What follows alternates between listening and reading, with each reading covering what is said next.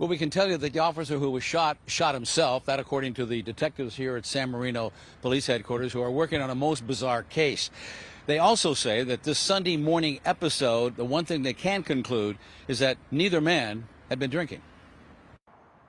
The driver of this Subaru was identified by San Marino detectives as an off-duty Alhambra police officer. He allegedly was seen driving erratically through this San Marino neighborhood on Duarte Street when a man, identified by detectives as an off-duty LA County Sheriff's deputy who works in the Court Services Division, spotted him. The off-duty deputy was driving a Mercedes. He told detectives that he lives in this neighborhood, and when he spotted the Subaru driving erratically and going very fast, he was determined to catch up to him and tell him to slow down. And that's what happened. Somewhere where I'm standing here, the two cars, according to detectives, were side by side.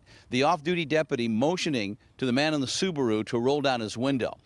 The man in the Subaru, the off-duty Alhambra police officer, then tells detectives he feared for his life. He reached for his gun, and in doing so, it inadvertently went off, and he shot himself. Records indicate that the owner of the Subaru is an Alhambra police officer. When we went to the department, we were told no comment.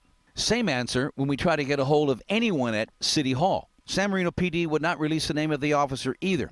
He was treated on scene for his injuries, taken to a hospital, and his gunshot wound is described as, quote, non-life-threatening. Copy note 245, accidental discharge only, and the patient is being treated by fire. The radio dispatch call confirming that the shooting was an accidental discharge. Detectives did confirm that the Alhambra officer did fire one shot.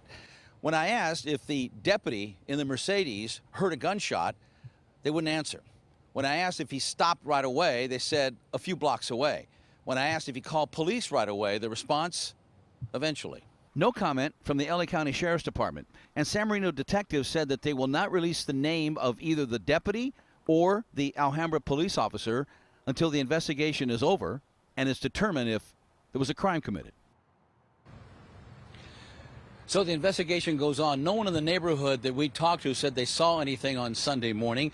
Detectives are not calling this a case of road rage, and the deputy who was doing the chasing did not have a weapon. Also, we are told that neither deputy knew each other, and they had no idea that they were in law enforcement. From San Marino, Dave Lopez, CBS 2 News.